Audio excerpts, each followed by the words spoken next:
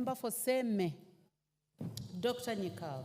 Thank you, Madam Speaker, for giving me this opportunity to contribute to this motion. And let me start by congratulating Honorable Lesuda for bringing this very important bill at this time. Madam Speaker, this is an extremely important bill at this time. The issue of internship, and because of lack of a legal framework and because of unemployment amongst the young people, actually has been used to exploit young people who are qualified. And therefore, even the opportunities for taking part in internship has not been in any way regulated. There has been no equity. So this bill then brings in some legal framework. There has been some legal framework in relation to professional regulatory authorities, but it has been limited. And even that has now been confused with the general internship, and that was the crux of the matter in the recent doctor strike. Therefore, Madam Speaker, I support this bill because it actually addresses very important issues in this matter. One is the definition of an intern. It actually takes a fairly good definition of an intern, and it brings out that you can actually have three people who are doing internship: those who are doing it during their training, and those who have actually finished their training, and those who actually require it as for registration in professional bodies. And so those must be taken into consideration, because that's where the problem is. Because you have some people also, even earlier than that, who, as part of their training, need some exposure to industry before they do the final examinations and therefore subsequent graduation. Those are also internship. So this bill has actually attempted to do that. If you look at clause 3, that has been taken care of. Again, it is the objective of the internship. Why are we putting young people through internship? Colleagues have actually indicated whether we want them to learn, we want them as part of our workforce, we want them because they need to be trained. If those have also been actually taken care of in this bill, if you look at clause 3. The other important thing is the period and structure of training. Madam Speaker, there's been an attempt in the definition between three months and 1 year. But I think we will have to look at, particularly in cases of professional requirements, they will have to be involved to determine how long the period should be and what is the structure of training. Because if you have bodies like the Medical Practitioner Dentist Council, the Engineers Institute, the Board of Architects and Quantity Surveyors, BORACs, the Law Society of Kenya, and this Council for Legal Education, those bodies will require very clear time periods. They will require clear structures of training and clear structures of mentorship. For example, in the medical profession, the interns actually have to do specific, undertake specific activities which they must exhibit competence in during that period. I think even in engineering, I think that is required, so that you actually have structured ways, you have logbooks that are actually in place that they have to fill to show that they have actually undertaken that. And therefore, the other issue that has come is the relationship that is important, is the relationship of interns during this period. Madam Speaker, this is extremely important, and this is what has actually led to a lot of exploitation. When you have interns for exposure, they're supernumerary, which means they actually are not part of the workforce, and therefore what they do Honorable Is Dr. the- Nyikal, I don't know whether it is the phone which is your phone which is interfering with the microphone or it is someone else's phone. Maybe it's okay. So, Madam Speaker, the responsibility of an intern, the assignment that they are given during the period, are they supernumerary, which means there are people who are actually doing the job and the intern is tagging along with them so that they get the exposure, or the intern is actually in a schedule of work in the roster so that what they do is actually part of the work and part of the schedule for the day's work and part of the load that the institution does on daily basis. If that is the case, then you will realize that is extremely different category. And that is actually where the medical doctor interns are, because they are actually part of the workforce, so they have a responsibility, they look after patients, they are in the wards, they undertake surgeries where they are competently, and so that they are actually working. And if they were in the private sector, they would actually be earning income for the institutions where they are working. And that also, another important issue that comes with that is the legal responsibility. If, like in the professional areas, they are undertaking these activities, like in the medical profession, if they're actually looking after people, they're actually doing surgeries, do they have a legal responsibility? If something goes wrong, now who takes responsibility? At least in the legal profession, in the medical profession, I know they have a registration, an interim registration, which makes sure that they are registered, and they even have insurance, which if anything goes wrong, the people who are involved are covered. And these are extremely important. And Madam Speaker, it's also important when you have the intern, what is their position in the structure of the organization? Are they just another person in the organization? Are there clearly stated responsibilities that they have? I can tell you the medical, the intern doctors are part of any working hospital where you have the intern as the first on call, the medical officer as the second on call, and the consultant as the third on call. So that in a structured institution, if they are not there, then the institution is not working. That is a completely different situation where there are people who are working as supernumerary, who are working, tagging along with others. Again, those, we have to have a structure. And I've noted in the bill that there have been attempts to do this, like in clause 2, even the role of the supervisor and the mentor has actually been stated. So that is extremely important. And the third thing, the fourth thing, Madam Speaker, is remuneration. That will depend what is their role. If they are part of the structure of the organization, if they are part of the structure of the workforce, if they are given responsibility. Madam Speaker, can I tell you from my personal experience, as an intern, one weekend, I worked from Friday morning up to Sunday evening with very little time for sleep, even for meals, and actually taking care of several wards at the same time. Now, you will not say that that is supernumerary. And so when, as people have been indicated, during the strike, the interns were asking for 206,000. This is somebody who is working. So that is that, as opposed to people who are on supernumerary. So that I am happy has been taken care of here. Madam Speaker, it's also important that when we have them and they're working in industry, how does it relate to the law, the labor laws? What are they entitled to? Look at the issue of the JSS teachers. They were there, they were called interns, but these are teachers who are qualified, teachers who have TSC registrations, but then we call them interns. Now, were they subject to the labor laws? Now we are dismissing them. What is protecting them? So these are areas that we must look at. And finally, Madam Speaker, unless we have this law in place, and I beg my colleagues that we pass it, even with amendments, there will be a great danger of exploitation.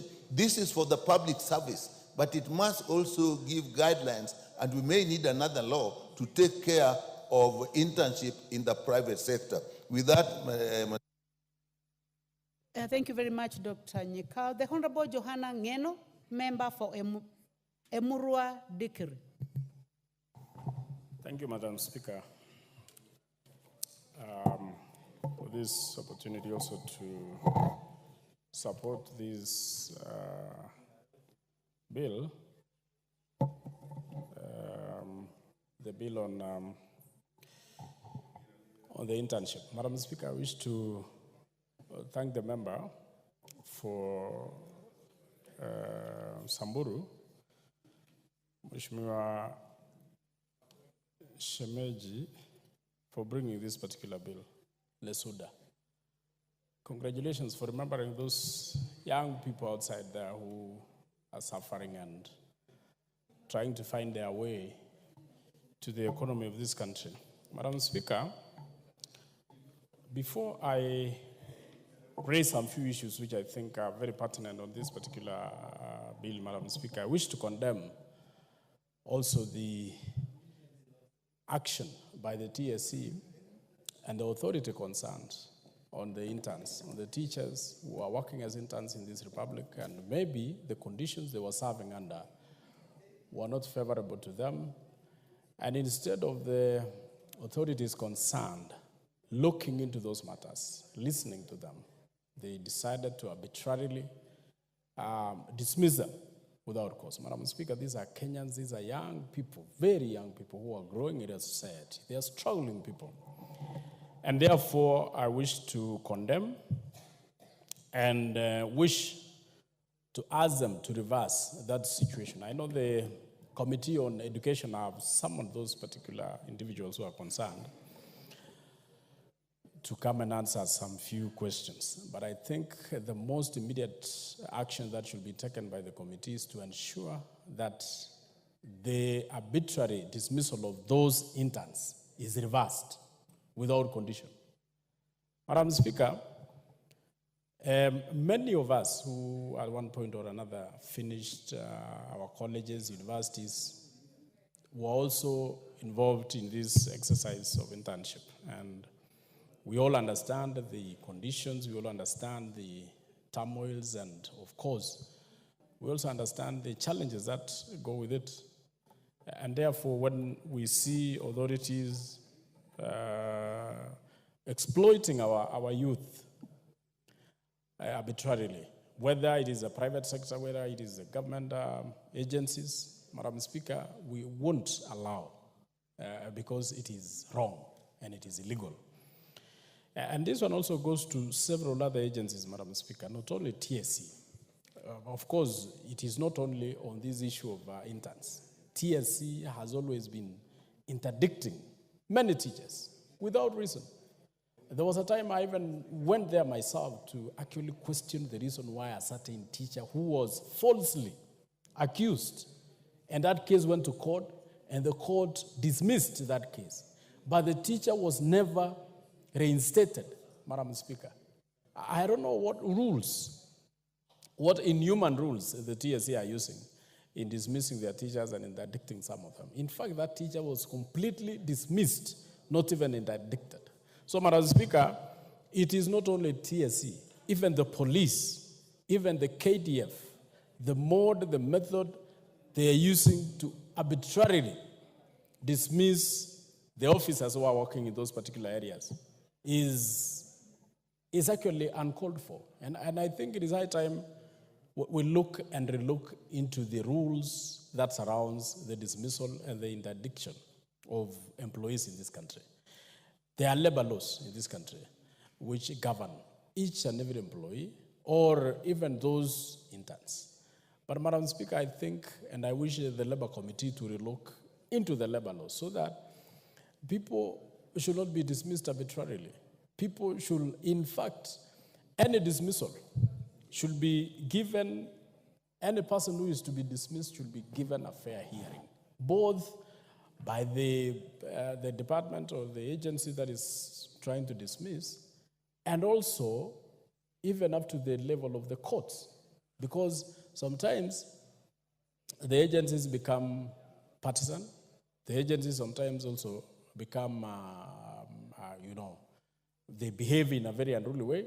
So sometimes people should be allowed to seek further appeal, seek further assistance outside the areas where they serve, so that if it is a police, it should not be a closed case that the police have dismissed a person or KDF has dismissed a person based on their own judgments. They should be allowed to appeal to other avenues or find other avenues where they can be listened to. Madam Speaker, I therefore wish to support this particular appeal.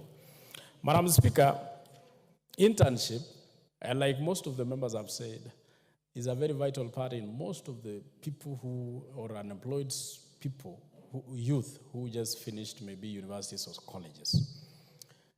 And like what my colleagues have said, when an intern is employed or put in that particular position, they serve, they teach, they work like any other person. And therefore, number one priority should be what kind of payment or what kind of stipend that intern is paid. So that these people are being, and especially, Madam Speaker, these people are being overworked. When you go to schools, they're given a lot of subjects, they're given a lot of students to teach, they're given a lot of lessons to teach, Madam Speaker. Unlike even those ones who have been permanently employed. Therefore, the kind of stipend these particular interns receive must be in tandem with the kind of work they are normally, and the rules should be that it should not be the decision of the body, the agency that is employing these interns, or that is actually recruiting the interns, that determines majorly it should be also under the SRC, the stipends or the kind of amount of money to be paid to the interns should also be determined by SRC, Madam Speaker, so that people will not take advantage of these interns, because mostly these are very vulnerable people, and sometimes they are not able, they don't have the capacity to negotiate, and therefore this one also should be determined by the SRC. Madam Speaker, I also believe that an intern is a very qualified person to be employed. And I like what the bill says, that the maximum number of months an intern should work is 12 months. Madam Speaker, but the question is, after 12 months, what happens? Because mostly, these are people who are properly qualified to be employed. And Madam Speaker, my main worry is that most of these interns, once they complete the number of months which they are supposed to be working as interns, they go home. There should be an amendment, and I am proposing an amendment, Madam Speaker, to this particular bill, that every intern who has worked as an intern must be employed or confirmed immediately at the conclusion of the number of months that intern is working. Because why, Madam Speaker? If we need interns, for example, in the TSE, if we think we need interns like we did in the previous time, we employed over 36,000 or 30,000 interns. That means there is a shortage of teachers. So if you are going to be using the interns for only 12 months and you dismiss them, what does that tell you? What are you going to do to the positions that were vacant before you bring in the interns? That therefore, Madam Speaker, and not only on TSC or any other area where there are interns, it means there is a shortage of employment.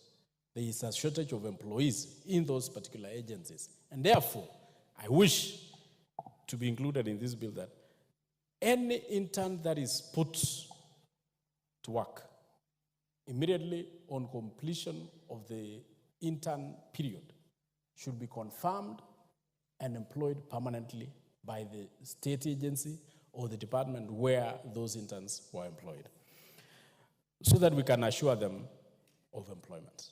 And because, Madam Speaker, you know, even when you look at the TSC, the education in our country, I mean, the Ministry of Education in our country, we lack so many teachers. When you look at when you go to several schools in this country, you find there are no teachers. Every school is lacking almost 5, 10 teachers. why can't we employ these interns permanently? So, Madam Speaker, I wish to support, but I also wish to indicate that let us not misuse, let us not exploit these interns. They are our children, they are our daughters, they are our sons, brothers, and sisters. Let us not. Thank you very much, Member for Emurua Dikir. Honorable members, seated in the Speaker's Gallery this afternoon, we have students from Precious Blood Riruta Girls High School from Dagoretti North Constituency, Nairobi County. You are welcome to the National Assembly to observe the proceedings of the House. Your Member of Parliament has already spoken, the Honorable Beatrice Elachi, and therefore I give a chance to the Honorable Mwalimu Peter Ocheng, the member for Kibra, to welcome the students. Thank you, Madam Speaker. On behalf of my colleague, Ms. Elachi, you know she was also a speaker in another house. I want to welcome Precious Blood Girls. And for the benefit of this house, this is one of the top schools in this country. It is a leading light in many, many exams before. Precious Blood has become a top school. And now that they are here, most of them, and quite a number of members of parliament, some of them have passed through the school. I must say that this is a good opportunity for them to come and see how this house runs, and in the future, when they join us, they will also be members of parliament. Feel welcome to this house and know that this is the epitome of successful people in the country. You are welcome. Your member of parliament is one of those who are always here. And I know she works very hard. I am aware that she's putting up a very good gate for your school.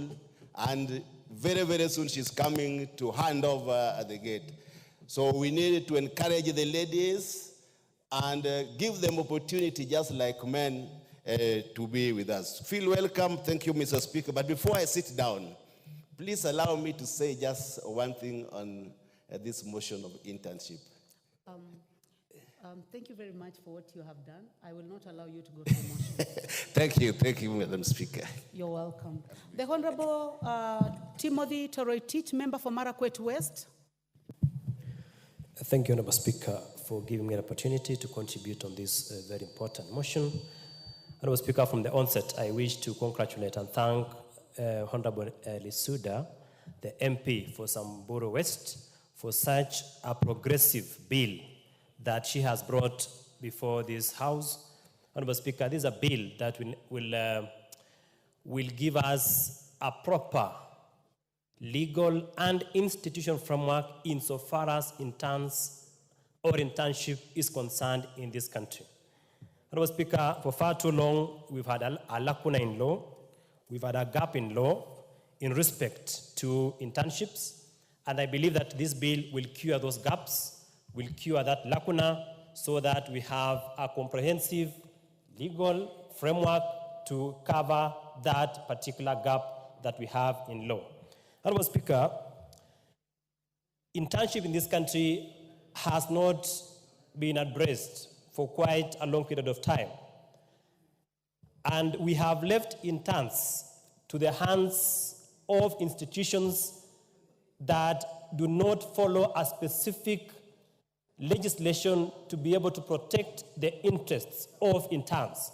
Honorable Speaker, it is time that these interns are dignified pursuant to this law that we shall be able to debate in this House and possibly pass. And I call upon the members of this House that when the time comes, we pass this law so that we dignify our interns. Honorable Speaker, recently there was a court ruling which was before the Employment and Labor Relations Court in the High Court at Milimani, Honorable Speaker, that case was between an NGO called Forum for Good Governance and Human Rights versus TSC and two others.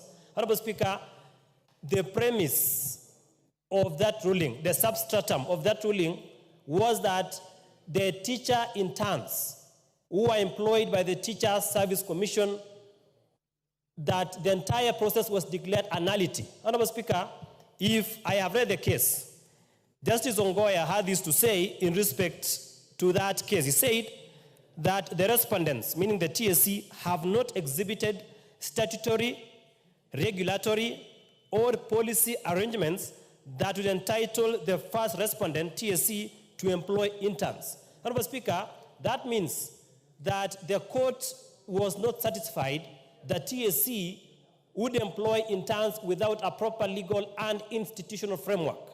Honorable Speaker, the court further went to say that the commission violated their right to fair labor practice by giving them internship positions that while they were qualified and possessed teaching licenses. Honorable Speaker, purely it signifies and underscores, underpins the importance of this legislation. If this law was in place, the court would not have declared employment of teacher interns as illegal and unconstitutional. Now that we have such a legal framework, and if it is passed, it is enacted by this House, it means that the issue of teacher interns and all other interns in the public service, then they will have been protected by the law. Honorable Speaker, I am a product of internship. When I completed my postgraduate in law, then thereafter, before you are admitted to the bar, you undergo what you call pupillage under a private law firm, where you are under the tutelage of a senior legal counsel. And therefore, Honorable Speaker, when you go to, after that tutelage, then, or the pupillage, thereafter, you will be able to open a law firm and practice law. So that experience that an intern gets, just like our doctors, that get in those offices, form the basis of an individual who shall serve both the public and the private sector with honor, dignity, and of course, you have the requisite experience when you serve in that office. Honorable Speaker, on the issue of budgeting, so that we avoid a haphazard budgeting process, it is good that we have now this legal framework which will inform the budgeting process in this country, so that when we are budgeting, we have certain money allocated for the purpose of employing, of training interns in this country. Because if we have a lacuna in law where we don't have a specific legislation providing for interns, where we can sit as a House and budget, and we know that this year, for example, in the Department of ICT, in the Ministry of Roads, in the Ministry of Agriculture, we shall absorb a certain number of interns. And Honorable Speaker, this will also aid in the issue of unemployment in this country, so that we set a minimum pay or a benefit that an intern will get, and regulate the issue of dismissal, the issue of handling teacher interns. If you look, for example, at what TSC did, which I condemn in the strongest terms possible, dismissing interns for picketing, which is their right under the Constitution, then they shall be protected under this regime of law if we pass as a House. So, Honorable Speaker, as I finalize, there is no doubt that this bill, when it's passed by this House, will enhance transparency, accountability, and proper oversight as we pass this legislation. So, Honorable Speaker, so that I give other members time to submit, I support this bill. It is a progressive piece of legislation. When it comes to the second reading, we shall propose certain amendments, but I call upon the members of this House to pass the bill in its entirety, of course, with certain amendments. Thank you, Honorable Speaker. Thank you very much. I would like to request the patience of the Honorable Wanyonyi. Honorable members, I am going to purposively give an opportunity to the Honorable Cynthia Muge. As you are aware, she is a breastfeeding mother, and I am actually giving her a chance so that she can speak and leave for that purpose. So please make your contribution. Thank you, Honorable Speaker. You see, the Honorable Renee here says she's potential. And Honorable Speaker, I want to appreciate your consideration, and I wish her the very best so that she can be able to enjoy this particular privilege, Honorable Speaker. Honorable Speaker, that speaks a lot about you being a mother and being a very caring leader who considers even the well-being of the young persons that we are raising up. Honorable Speaker, allow me to appreciate the Honorable Naisula Lesuda for this very progressive bill that she has brought to this House. A bill, Honorable Speaker, that seeks to bring sanity and provide and give a structure, Honorable Speaker, to how public service gives an opportunity to people who have gone through training, Honorable Speaker, in school. Honorable Speaker, I want to appreciate every bit of this bill, Honorable Speaker. It is a comprehensive bill, Honorable Speaker, that is not only precise but to the point, Honorable Speaker. It has been able to outline and sort out so many issues, Honorable Speaker, that in the face value, you would think that this is what is happening and it is anchored in law. I appreciate her, Honorable Speaker, for thinking and seeing it fit that it should be anchored in law so that we can be able to bring dignity like it has been spelled out in this particular bill, and so that we can be able to protect the rights of the graduates, the young graduates that we have in this country, Honorable Speaker. Honorable Speaker, if you have a structure that is anchored in law like this, it will be able to enhance performance and efficiency. Honorable Speaker, it will be seamless and smooth for us to going forward and allow the public service to be able to onboard graduates in different disciplines and fields, Honorable Speaker, to earn and gain experience. Honorable Speaker, many people might ignore the importance of an internship, but it is actually what will deny you a job or give you a job in the near future. Honorable Speaker, if you look at the advertisements for jobs in this country, it actually gives a requirement, Honorable Speaker, that says things like 4 years experience or 5 years experience or 3 years experience. Honorable Speaker, if you get an opportunity in a structured manner in a country like Kenya, where you have a provided for 12 months, that is 1 year in internship, Honorable Speaker, you can easily meet the other requirements by finding other places that you can be able to intern. So, Honorable Speaker, this is a very progressive bill. Honorable Speaker, I have an imagination that the transition to working, Honorable Speaker, formally should go progressively. Like you graduate, Honorable Speaker, and then you go for internship. And Honorable Speaker, if I had the powers, Honorable Speaker, I think the professional exams should come after internship. Most of the professional exams, Honorable Speaker, they actually test you on the actual job that you are going to do before they give you the professional license. Honorable Speaker, I'm a physical planner by profession. And before I get a registration license number, I have to go through a professional exam. That professional exam, Honorable Speaker, if you do not get practice, hands-on practice during internship and attachments and whatnot, you will not pass it, Honorable Speaker. And I feel, Honorable Speaker, maybe this particular bill is going to give us that kind of structure that you graduate, you go for internship, and you're able to now proceed to professional training, then you can be able to get licensing, Honorable Speaker. Honorable Speaker, I look forward to bringing an amendment to this particular